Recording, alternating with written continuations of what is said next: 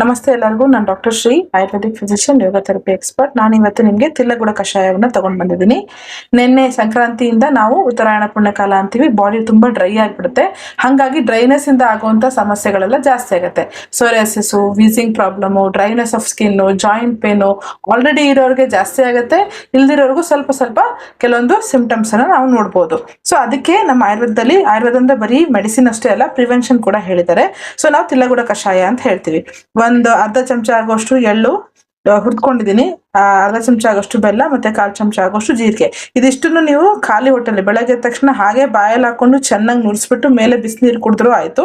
ಇಲ್ಲ ಎಲ್ಲ ಏಜ್ ಗ್ರೂಪ್ನವ್ರು ಕುಡಿಬಹುದು. ಮಕ್ಕಳಿಗಾದಾಗ ಇದ್ರದ್ದು ಅರ್ಧ ಡೋಸ್ ಅನ್ನ ಮಾಡ್ಕೊಳ್ಳಿ.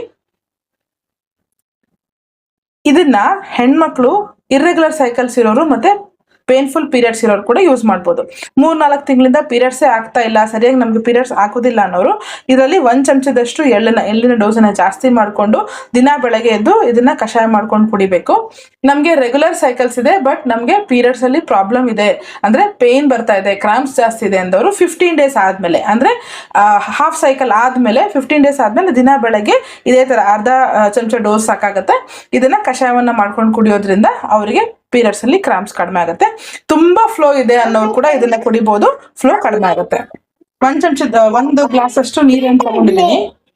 ನೀರ್ ಕುದಿತಾ ಇದೆ, ಎಲ್ಲ ಇಂಗ್ರೀಡಿಯೆಂಟ್ಸ್ ನ ಹಾಕ್ಬಿಡ್ತೀನಿ. ಇದು ಸ್ವಲ್ಪ ನೀರ್ ಕುದ್ದು ಸ್ವಲ್ಪ ಕಡಿಮೆ ಆಗ್ಬೇಕು. 1/4 ಭಾಗದಷ್ಟು ಕಡಿಮೆ ಆದ್ಮೇಲೆ ಇದನ್ನ ನಾವು ಸೋಸ್ಕೊಂಡು ಎಂಟಿ ಸ್ಟಮಕ್ ಅಲ್ಲಿ 1/4 ಚಮಚದಷ್ಟು ತುಪ್ಪ ಹಾಕೊಂಡು ಇದನ್ನ ಸೇವಿಸಿದ್ರೆ ನಿಮ್ಗೆ ಶರೀರದಿಂದ ಡ್ರೈನೆಸ್ ಇಂದ ಆಗುವಂತ ಎಲ್ಲ ಪ್ರಾಬ್ಲಮ್ಗಳು ಕಡಿಮೆ ಆಗುತ್ತೆ. ಹೋಗ್ತಾ ಹೋಗ್ತಾ ಅಗ್ನಿ ಹಾಳಾಗುತ್ತೆ, ಬಾಡಿಯಲ್ಲಿ ವಾಯು ಜಾಸ್ತಿ ಆಗುತ್ತೆ, ಅದರಿಂದ ನಮ್ಗೆ ಕೆಮ್ಮು ನೆಗಡಿಗಳೆಲ್ಲ ಶುರು ಆಗುತ್ತೆ. ಅದನ್ನ ಪ್ರಿವೆಂಟ್ ಮಾಡಕ್ಕೆ ಇದು ಒಂದು ಒಳ್ಳೆ ಔಷಧಿ. ಚೆನ್ನಾಗಿ ಕುದಿತಾ ಇದೆ. 1 ಗ್ಲಾಸ್ ಇರೋದು 3/4 ಗ್ಲಾಸ್ ಹಾಕ್ಬೇಕು ನೀರು. ಅವಾಗ ಸೋದಿಸ್ಕೊಂಡು ಇದನ್ನ ಬಿಸಿ ಬಿಸಿಯಾಗಿ ಸ್ವಲ್ಪ ತುಪ್ಪ ಹಾಕೊಂಡು ಬೆಳಗ್ಗೆ ಎದ್ದ ತಕ್ಷಣ ಖಾಲಿ ಹೊಟ್ಟೆಲಿ ತಗೊಳ್ಬೇಕು.